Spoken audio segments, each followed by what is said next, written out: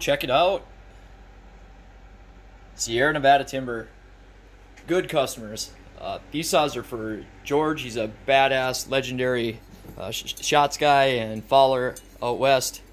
And I'm really honored, literally honored to be doing these saws for him. So there you go, George. If you can figure out YouTube, he's an older guy. I love talking to him. Does some race saws. He'd run circles around me, whoop my ass, guaranteed. And I'm not ashamed to admit that. But no decomp though. There's my smoke eater wildfire. I do the worst drawn flames you've ever seen, but that's kind of like a joke amongst guys that get the saws built by me for the wildfire crews. They're like, how shitty is your flame? Oh, mine's worse. So, but it is what it is. No one's going to copy it. Super happy to be doing these saws for George. Dude, you gotta be easy on me. The guy runs ridiculous saws, so I got my work cut out for me. This is gonna be a nail biter. I hope he likes them.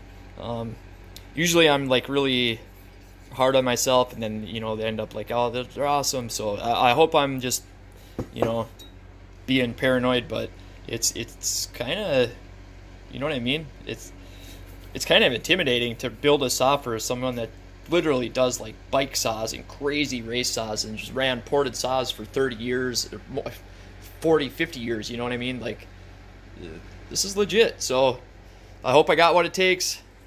David Coffey, Sierra Nevada Timber, you boys are the shit.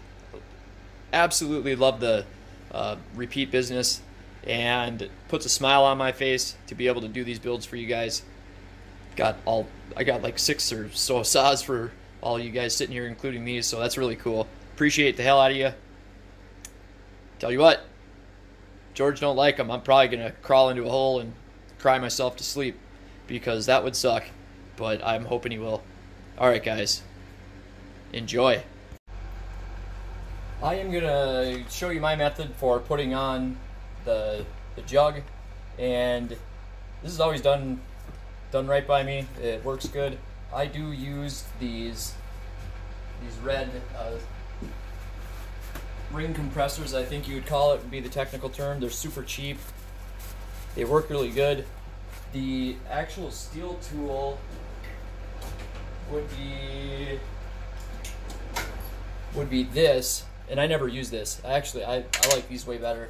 So keep a paper towel handy. I do wear the neoprene gloves for these, just because you kind of get like dirt on your fingers and stuff for when you're working on these saws, even though that they're new. And I just put a good, I mean, not a dump it, but I'll put a decent amount of oil, a few drops, and I'll work the rings around like this, and I get them where they need to be. And when you're porting, you do have to, you got to take into consideration where your locating pins are. So that's why I don't widen the exhaust very much on the 461, because that locating pin is like right here. And this is what I mean by locating pin. I don't want to move the camera too much. Where the piston ring stops, and it's got that little pin there. So that's gonna be the spot where it's gonna stick out further, if anything. And you don't want to catch that on that exhaust port. That would be a bad deal. So I have a decent amount of oil on there. I do wipe some of it off. I just it's just a judgment thing, I guess, for me. If it's dirty at all, like, you can clean it out. So I'm actually gonna wipe this off. And it's kind of just different saw to saw. I just kind of use my judgment and experience to figure out how I'm gonna do it for this one. I don't have like a set method I do on every single one. Okay, now that it's clean and I got oil on the inside, I just took a little dab on the finger, go around the outside like this, get the rings good. And I've never had an issue.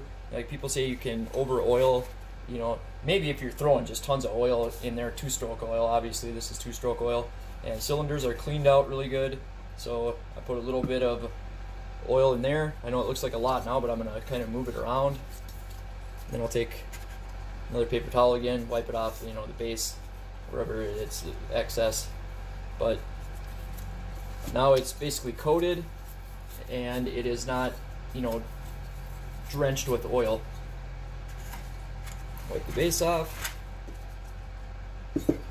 and you can put 2 bolts in, 4 bolts in. I put the bolts in after I get the cylinder past the rings, just how I do it.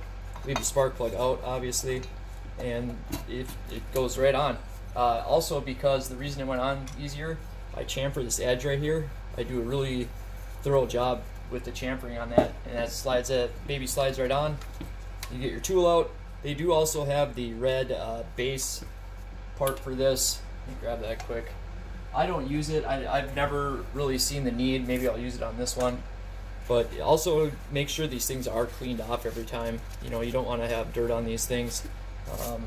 So now with the cylinder like that, this is when I'll put the bolts in.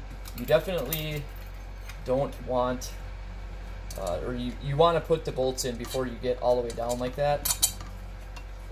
Otherwise then they're hard to get in. Some people leave this boot in the... Are you guys with me? Sorry about that, phone call. Where was I? So, oh yeah, you can do it 2 different ways. You can put the gasket on the bolts, like this.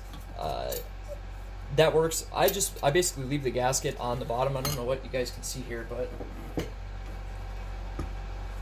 so after I get the cylinder past the rings, then you can move your flywheel to move it up. Some people put the cylinder or the base gasket on like this with all 4 bolts through it. I usually just set it down on the base and make sure when I set the cylinder down like this that the back 2 bolts go through it. You know what I mean? And then I just make sure the back 2 bolts are in, and then I just push this intake down a little bit. There's this intake manifold, and then just kind of push it through like this. And if you use a pliers, use a non-serrated pliers, like a flat jaw pliers that is not going to hurt this boot. They're really tough though when they're brand new. The issues with these boots when they have issues is with cold weather, like in Minnesota where it's freaking Arctic Circle out here. But and again, I always go backwards because it's rocker trigger. I go backwards quick to set the threads, then forward. And then this is that locking tool, so it locks down.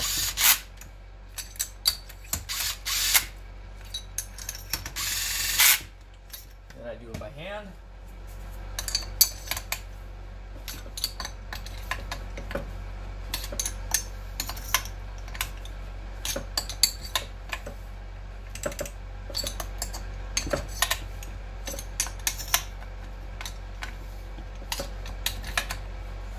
Go, we are on. Plug decomp. Brand new spark plug. Don't ever, I think I've talked about that. Don't reuse spark plugs.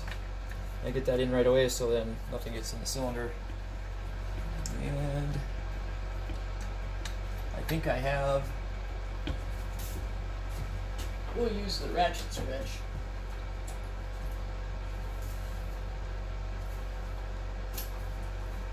I think my spark plug wrench is actually outside, but the ratchet wrench.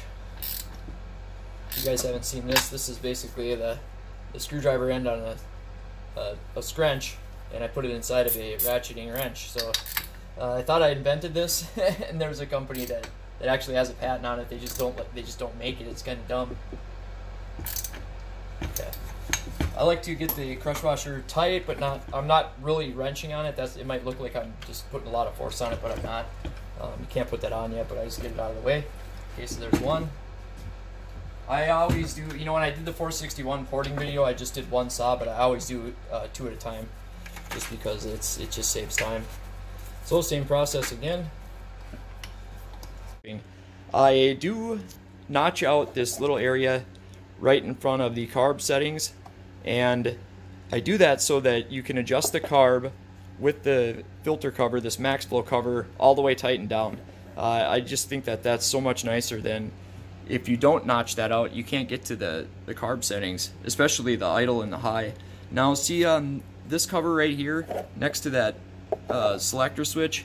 See this cover right here I have not modified, but I cut this little tab flat to this wall, and believe it or not, every time I make a video the camera light dies.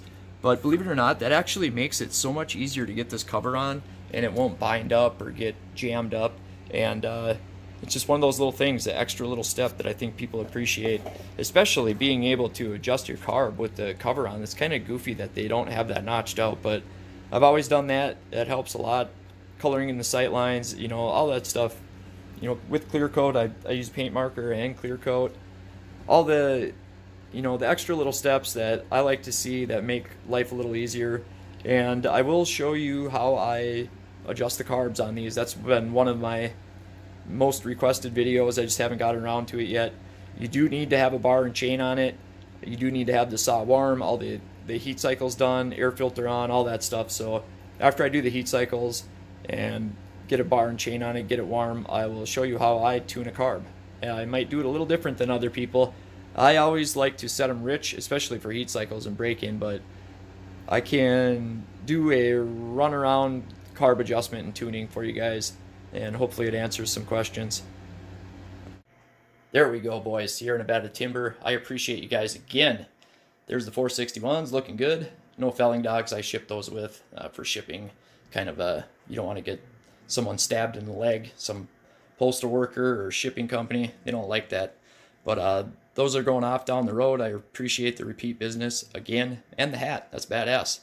And I'll get these other ones done for you. I know I've done a 661, probably some 461s, but I don't think you guys have had a 500i yet. So you're gonna be pretty amazed, actually. These 500i's are insane. But I hope that answered some questions on the cylinder install. I had a few questions on that, and I'm gonna redo that 461 start to finish build. That video sucked with the borders and all that. It's my most popular video, but yeah, a lot of stuff out of frame, and I just didn't know what I was doing at all. I still don't really know what I'm doing with the filming, but I know it'll be a lot better. The border will be gone, and people actually want to see more in depth and know more about the porting, the numbers, and all that. So the longer videos are the best paying videos. So I'm happy to redo it. So that'll be coming down the pipe. I appreciate you guys. I hope that answered the questions, and till next time, guys. We'll see ya.